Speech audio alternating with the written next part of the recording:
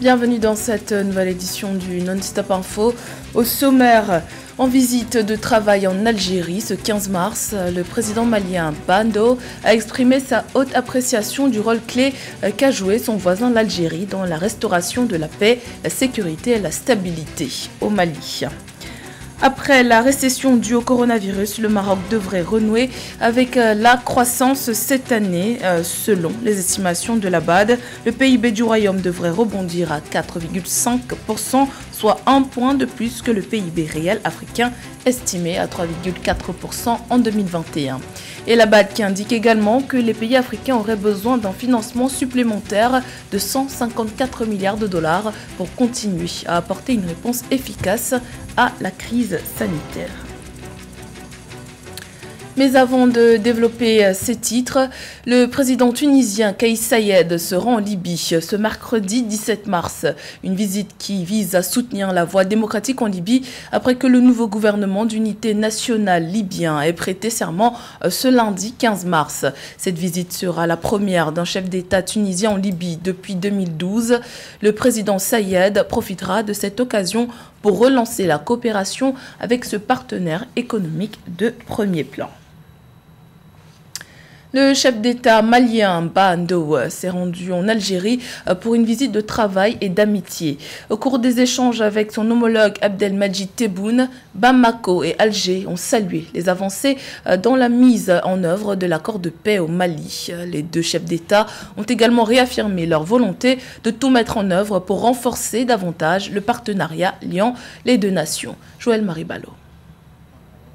Dans le cadre d'une visite de travail et d'amitié du chef d'État malien Badao, le gouvernement algérien a tenu à réitérer le 14 mars 2021 la disponibilité de l'Algérie à soutenir le Mali dans la restauration de sa stabilité et la préparation des prochaines élections. Cette visite sera aussi l'occasion de passer en revue l'état des relations entre les deux nations ainsi que les voies et moyens de renforcer les liens au profit de l'intérêt commun. Nous sommes à la disposition de nos frères au Mali pour les aider dans ce qu'ils pensent être approprié pour maintenir la sérénité avant les prochaines élections selon le plan qu'ils ont déjà établi. Conscient des efforts à fournir pour améliorer davantage les liens d'amitié entre les deux nations, le président algérien Abdelmadjid Tebboune a rappelé la complexité de la crise malienne qui nécessite le soutien d'autres nations. Toutefois, il a précisé qu'aucun envoi de troupes algériennes pour participer à des opérations de maintien de la paix au Mali n'est jusqu'à présent à l'ordre du jour. C'est une avancée diplomatique majeure. L'accord d'Alger qui a été signé en juin 2015 a besoin d'être revu, d'être révisité déjà. Vous avez des initiatives au plan local entre les différents acteurs qui ont paraphé cet accord. Donc il est important aujourd'hui que Bamako et Alger soient sur la même longueur d'ordre. Cette visite du chef d'État malien aura également été l'occasion de faire le point sur la mise en œuvre de l'accord de paix et de réconciliation nationale issu du processus d'Alger. Pour rappel, le gouvernement algérien contribue depuis 1991 aux efforts internationaux visant à rétablir la paix et à régler la crise financière au Mali. Également dans l'actualité, en République démocratique du Congo, l'auditorat supérieur près la cour militaire opérationnelle du Nord Kivu, basée à Beni, a arrêté ce 15 mars 11 personnes, dont 3 officiers et 3 militaires des forces armées pour vente et trafic de munitions de guerre dans la région de Beni. 2 éco-gardes et 2 civils ont également été arrêtés pour les mêmes motifs. Selon les sources judiciaires, les enquêtes se poursuivent afin de retracer la destination finale de ces munitions issues du dépôt de la 32e brigade des FARDC. Le Maroc devrait renouer avec la croissance en 2021 selon les prévisions de la Banque africaine de développement. Une hausse de 4,5% du PIB réel est attendue durant cette année. Cette reprise sera notamment portée par les secteurs de l'agriculture, du tourisme, de l'hôtellerie et de la restauration. Les précisions de Mindre Diamant.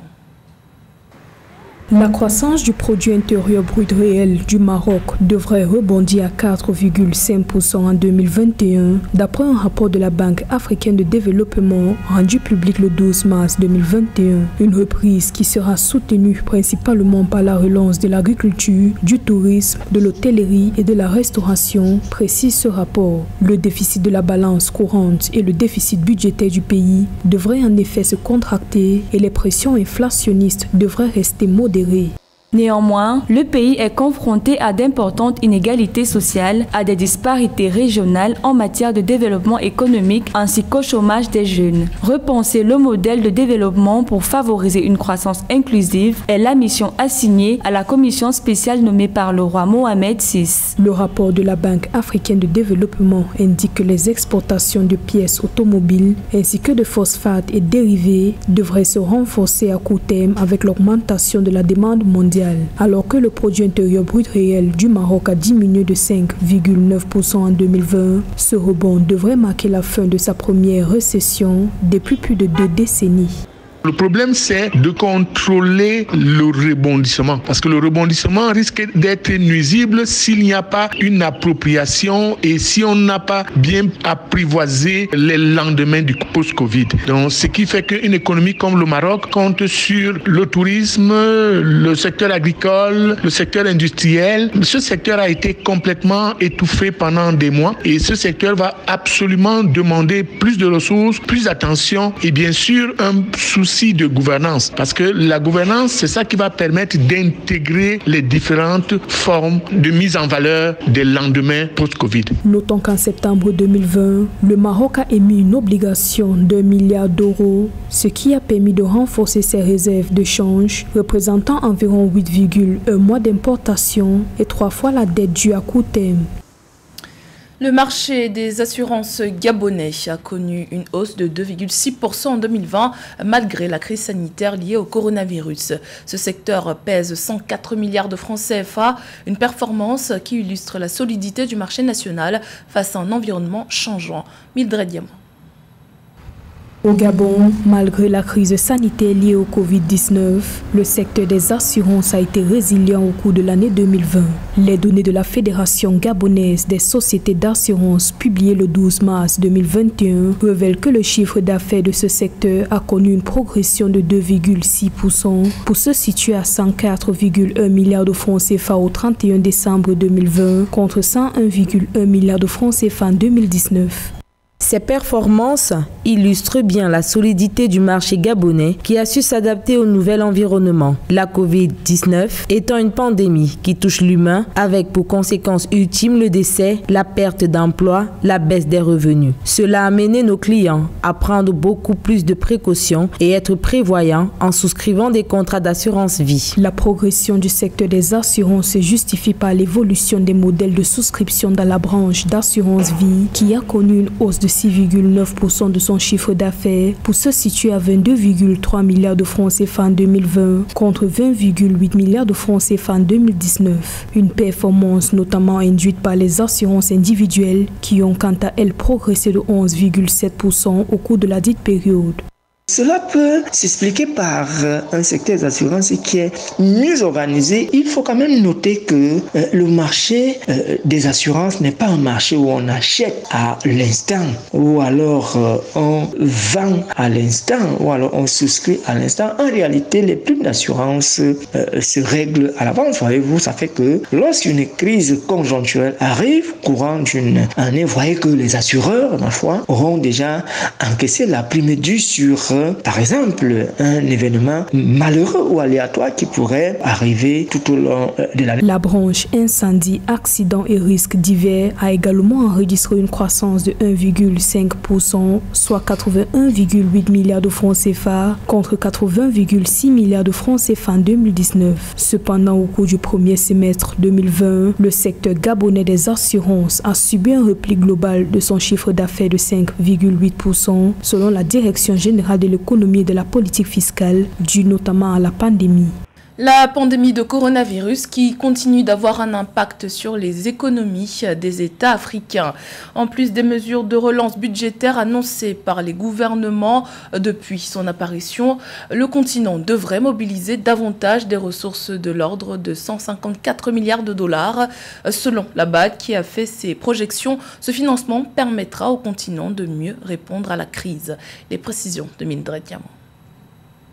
La pandémie du Covid-19 continue d'avoir des conséquences dévastatrices sur la population et sur l'économie africaine. À cet effet, les États africains éprouvent des besoins de financement brut supplémentaires d'environ 154 milliards de dollars d'après les perspectives de la Banque africaine de développement. Ces ressources permettraient au continent de continuer à apporter une réponse efficace à la crise du Covid-19. Le coût d'un plan de financement de 154 milliards est très modeste au regard des efforts que les grands pays industrialisés ont consenti pour leurs propres besoins. Bon, il y a des mécanismes qu'on peut préconiser pour pouvoir financer ce redécollage économique par la création d'une caisse d'appurement de la dette africaine, le concept de financement mixte en combinant ressources publiques et financement privé et puis le recours au financement innovant. La pandémie de Covid-19 a causé une forte augmentation des besoins de financement public en Afrique. Dans le cadre du financement de la riposte, les pays africains ont eu recours à des mesures de relance qui ont impacté les soldes budgétaires, les besoins d'emprunt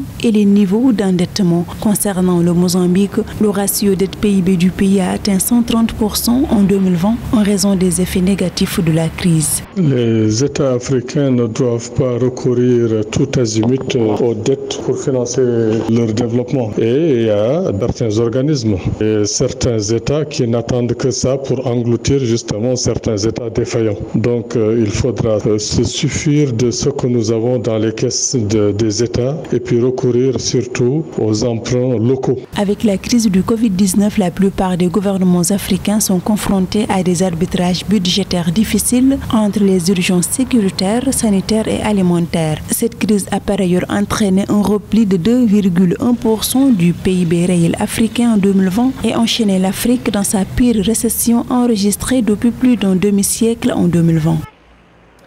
Rencontre à présent avec l'artiste peintre Saïpé. Le spécialiste de l'art urbain a fait escale au Bénin pour la réalisation de son projet monumental. À travers des dessins géants de mains entrelacées, le peintre urbain entend réaliser une chaîne de dessins qui traverserait une vingtaine de pays.